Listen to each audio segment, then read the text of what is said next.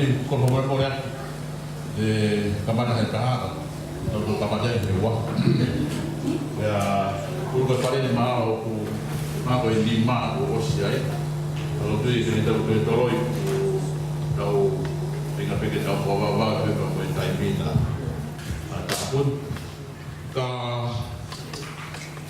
kau boleh ke pada buat ke ngai pada buat atau apa sesuatu pada buat dengan Facebook buat AI kai ada ke faham buat lotu ia lah kau ya siapa sosial media kau nak ufu mata ya hon ya kau apa fikir lagi tahu tu kai ini family mai family tu kau batang ni di hotel pemalaman mutai pemulaman baik di Palang Malaysia Sion Australia nggak tahu aku mata pemalaman dari naton baik tokon di ngawen di Valen ni kama Malaysia lama di naton nasi terlalu baik nawen pemalaman dari naton jika kita udah follow kita lolo kita waktu investir kita udah lolo kita mau meto konya kita udah kita udah kau tu pergi ke lawan jadi isan me kau ni ke fakakak tu aja ngau ahoni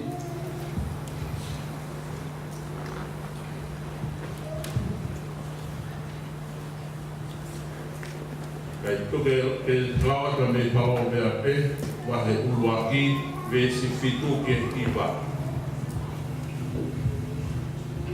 Kau apa sih yang ke sihokan? Kau uluaki me ayah ihe ilo. Kau foto, moya ako, kau vale pe ia, okuta toka ia. To have knowledge, you must face reverence for the Lord. Stupid people have no respect for wisdom and refuse to learn. Vesivalu tama whanong ki hea konaki aho tamai pe oa hiki me ngā hitala aho whae.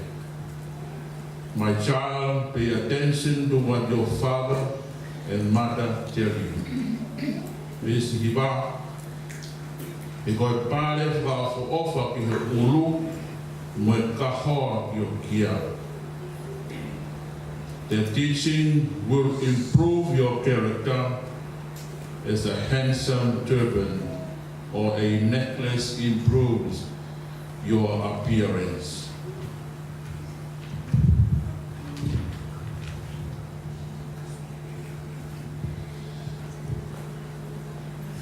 Iai ki fui lea mahu inga I he ki fo I vesi koe ni tohu palobe a pe na tau whanongo ki ai koe ki fo I lea koe apasia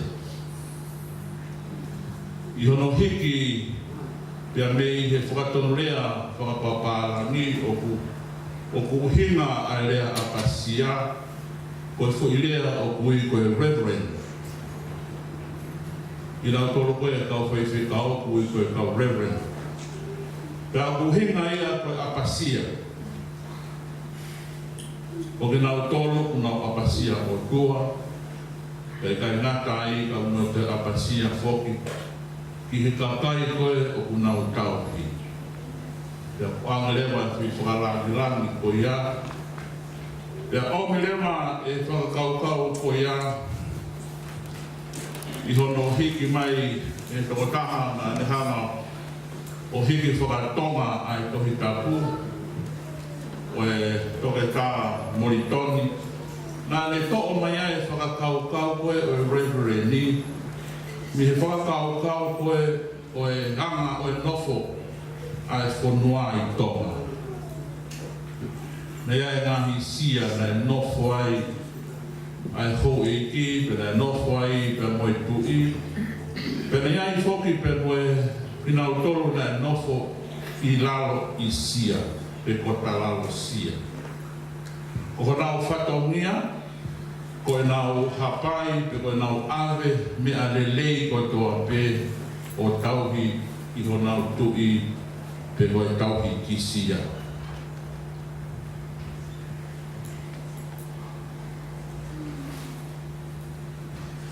E sione wamahe. Kia ki mea pe tolu no ko whaamu, ke tuku kia e ho mo'ui. Ko apasia, ko e reverendi, o apasia kia sihova. Mea ulua kia. Pai te toi ia mea te whika ua. Mea mo muape o ho apasia, kia sihova. Mea ulua kia. You must face reverence for the Lord. This is the first thing you must do.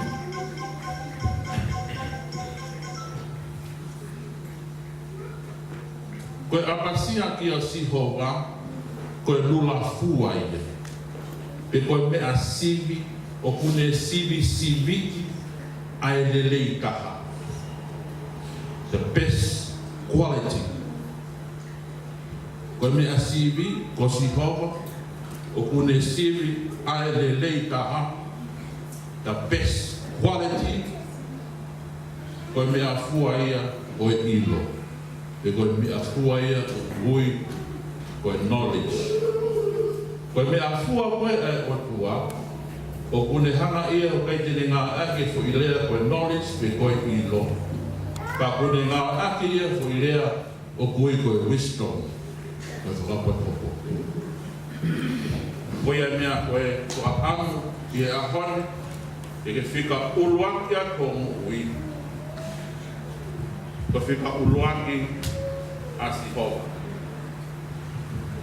Sai, ko whika ua. Ko whika ua, ko apasia ki he mātua. O apasia ki he mātua. Apasia ki a tāna, ki a mumele. You have to show your reverence to your parents. O anga whewhi, how? E whai a kia ho whanongo. Koe whanongo, koe tama whanongo lelei, koe tama taki lelei. Koe tama ho koe ke whanongo. Koe good leaders, you must be a good listener. He koe pare whakaofo ofa ki ho ulu, pe moe ka hoa ki ho ki. O kumari e rau koe a palovea. He koe fo i reverend koe ni, o kuhange ia koe ka pare ki ho ulu, pe moe ka hoa ki ho ki. Hangi koe ka hoa koe na koe tui. Koe uni nao ko toa eni o kutara ai, koe ha koe I he society o ke nofu ki ai. This is your identity as a person. It's God and your parents. Sai whika tolu, ko pau ke reverend apasia ki a koe. Iai ne ihia koe ke apasia ia mo ofaya ki ai. Kai ke kakate fo I tolu. O ka pau te ke tauhi a sihova, ka ke tauhi o mātua, ka ke hanga ko whihi a ki a koe. Ko pau ke koe apasia ki a te koe. Pe o koe, ai ke fui whakakau ia koe a, o koe a e au the golden string of reverence, pe koe afo koula, o e mo'ui koe apasia. So see, enjoy the rest of your journey. And we all love you.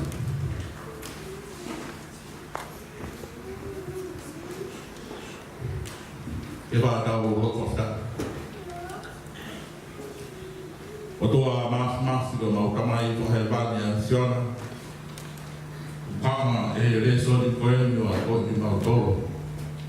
I mau inga, ai mau apasia, ki a fiona, whika o waki. So i mau tolo e whanau, i mau apasia, i mau o mātua. Pea kai he ngata ai, o whona ngāo ki mau apasia, ki e mau tolo. So tāia ngā mea lelei, o mau apasia ai, ki a fiona, mau inga ko e kakato ia, o e mau mui apasia. Ko mau ilo ia, o ki mau tolo, ki so saieti ko e ni whakamahino le kakai kako ki mau tolo e sawa. Mau kore atu ki a fiona, whai kāpe kina mai, siona, usare ka ngahe, hoku na kau o furumata hae hoi. O mau kore atu ki a fiona, omi, kate ngahi aho. Whina kotoa peu le whai ki malai o e a ko, i e knowledge, whi komi i he poto, ka ko mea mahu ina, i o na angaro ai poto ai a fiona. O kuia, o e wisdom, o e poto ia, o whakapoto, o kasi ia pe mea a fiona. Tua hoa tāna koe ni whakakana whamiri, a ngā mea kotoa peu kono ki mau whakataka hea hoi. O na angaro, o ke mau whiwhia hea fiona ni o, ka mau toa ai aku, ke mau whiwhia. I Grecia e ki, ko me ofa o toa, ka mo e whio, ko lau maari maana ni, ma roto o whae ki mau tolu, e hoa tāni, o rana piri, kai whai pe o tānata, e me. Kore koke kau, paspasi mai e tangata pe te.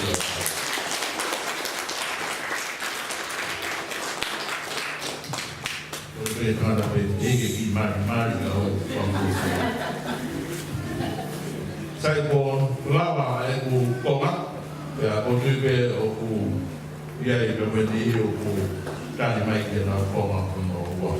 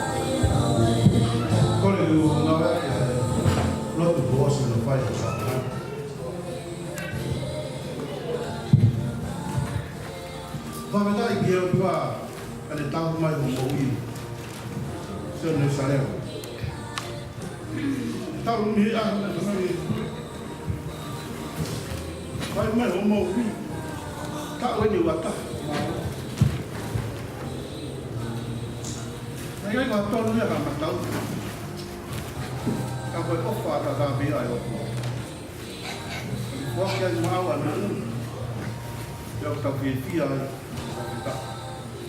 Inai. So nesi, e aho ni.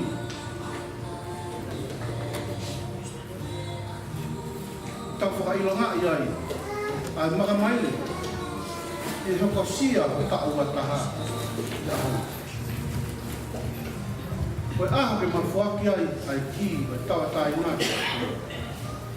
Ko ke hoko koe tātala. Ia e aho ni, e ke pure, ka ke whai te rira. Ki e hoko aho, a hoko nonga.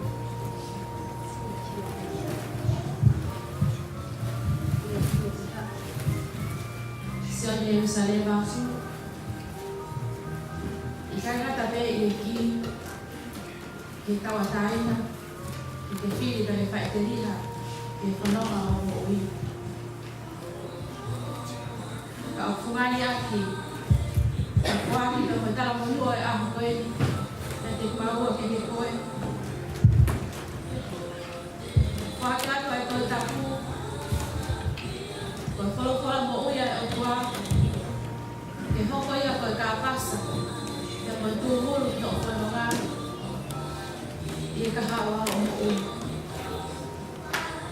Whatawange ia hau koe niki ke mama aho, ia fia, ia ma ofana ia tu, ko te koe. Mahalo.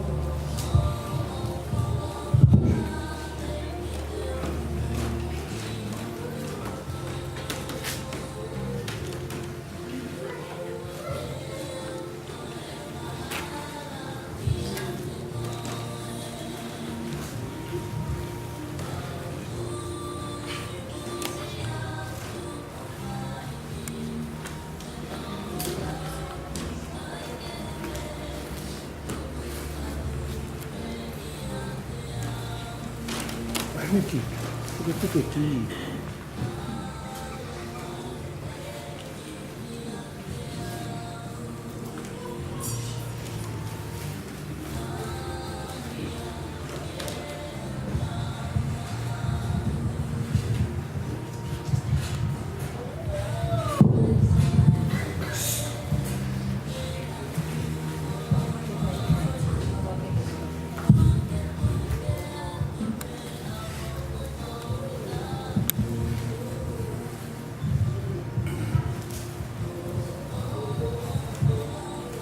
O tau ki a whia e koa, no tau loko lotanga.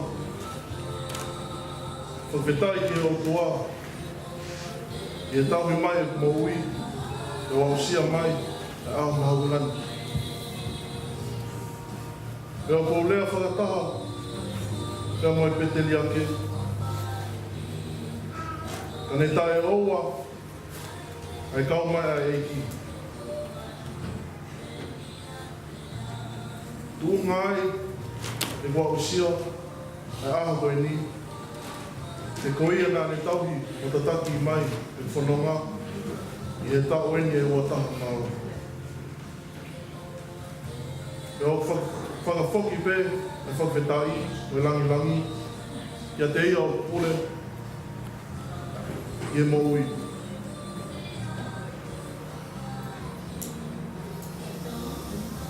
O whakamaro lahi e ko mo mātua, e ko tāna. I o ma ofa, me tauhi o whai māku. Tāna me he aho whanau i, o au ki hau. O moroku, mo tala e whale, o hasino ia, i e tau anga o mo whai māku. Neo ngā ai ku wha tangataa.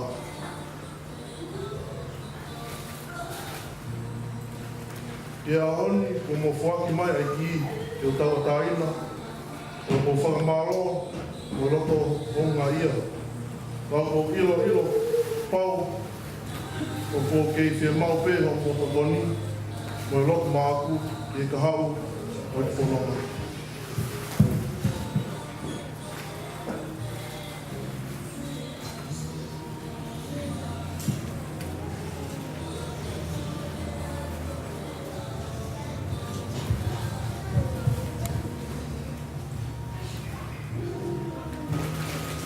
whakamaroin ke whakekau e lotu i hoku aho.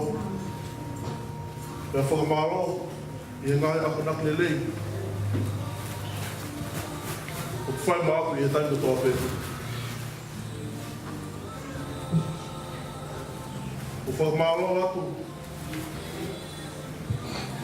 i kau whakawhakonga me siasu taviu i he lawa mai a honi. O whakamaroin ki hai sila, honga. Pea ki he whami katoa pēra taraki. O maulawa mai e kau whakataha moau i e whiawhia i e hokosia a aho mahungana. O po atu e whakamaro mai i e pui wai mai. I he ofa e tauhi o whanga aku tau me hetu kisi o au mai te au. O ko whanare o koi. O ko ngai whoki ka mahu a ofa mai e o pui o mamahu atu. Tena aku ngai. Te koe fuafua taimi e ni e kai ki o mamata i hono whananga ngai ao peheni e tau o noa e moui. Ka ko tui lahi o ne whiawhia ni roto he wanu. Whakataha mo ki tau tōre a. Ko marau ki oku anku tēne o Sarewa e tau hi mai ofa i ao. Ko marau ki oku ngahi cousin katoa pē e totoni mai ofa i ao. Ko marau ki whami katoa pē o mau i heni i e ofa o totoni katoa pē māku. Ofa, o ko hawharaia ki a mōtoro katoa.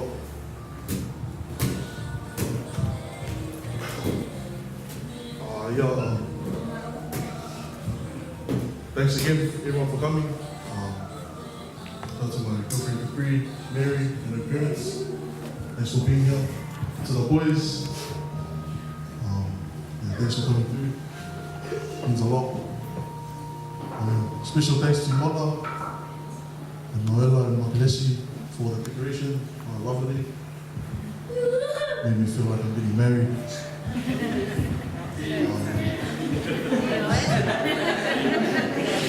Now I know he's gonna do my decoration for my dad. Yeah. To my little brother and sister Penny and Ethel. He's growing up so fast, just like me. I love you guys. Yeah, just thanks for everything. You've all played a huge part of my life. Every single one of you here. Just hope it's a good day. Fun.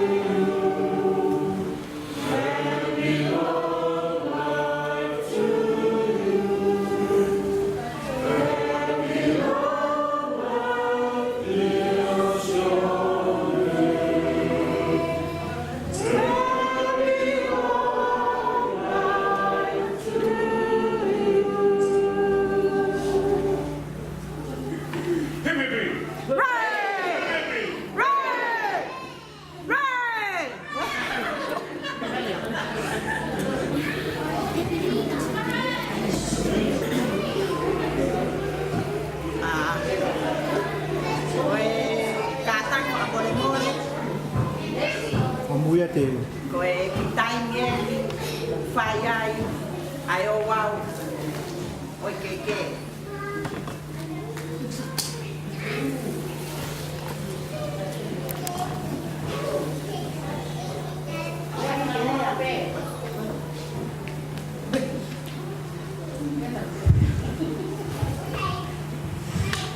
Koe tanga whata koe po osi hono whai. Pea moi lotu oi aho.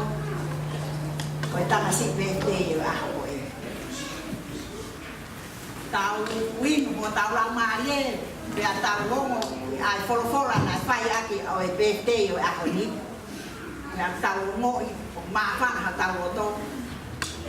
Na koe ai e o wau e keke o e aha ko e o e tamasi pete o sione usalewa ngahe.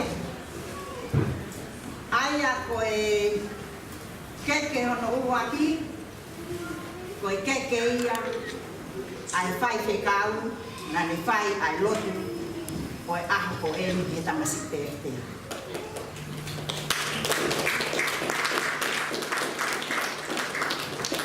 Ia o aki e ne keke, Pea moi ki whakanangi, ki he whai te kau, ka ko kore kua moi kore aku, ke o atu ia, ki he whai te kau. Tā mahu wasi taini po mawea ke kena moi more.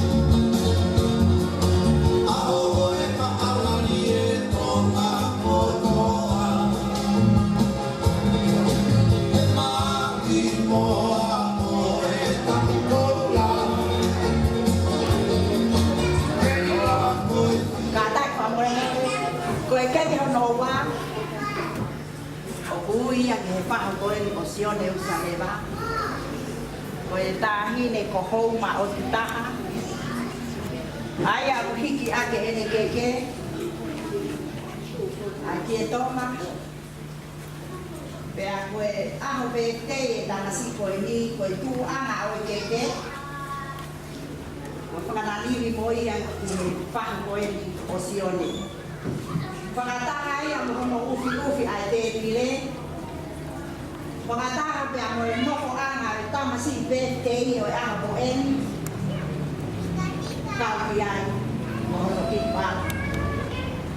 Dahil fay ang sunulong pakalamari o tama si Bete. Kataka mo mo buat niya kaya tahine ko homa o tutaha o fay niya o sione.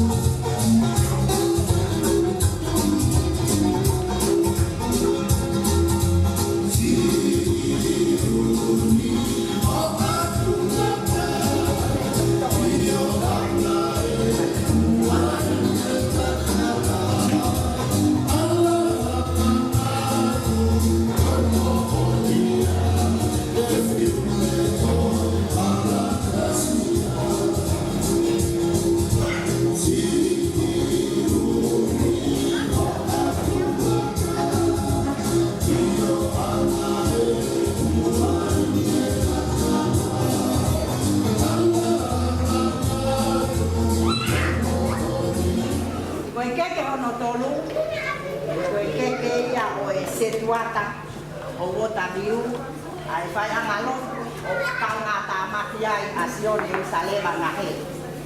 Kata whai umoi o aki aki ai. Pea koe keke ono pā, ia koe moao mo everybody. Thank you very much.